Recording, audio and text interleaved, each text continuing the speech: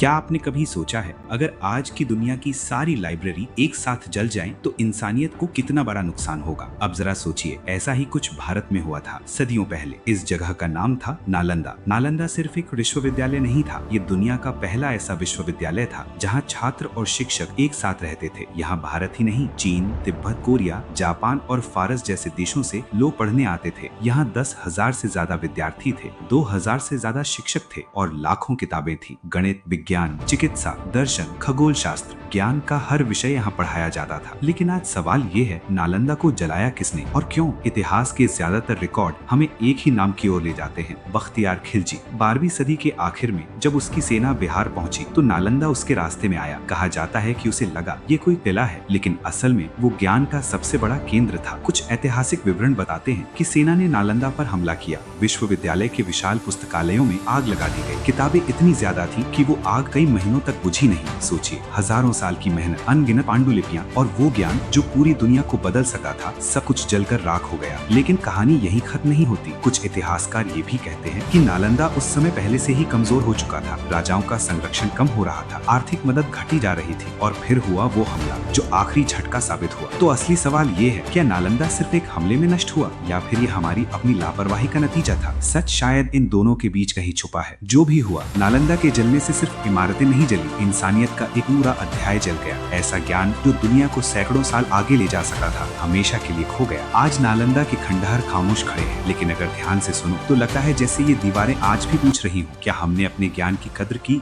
ये थी नालंदा की अधूरी सच्चाई। अगर आप चाहते हैं इस कहानी का दूसरा भाग, जहाँ हम जानेंगे कि नालंदा का खोया हुआ ज्ञान दुनिया को कैसे बदल सका था, तो इस वीडियो को लाइक और शेयर जरूर कीजिए।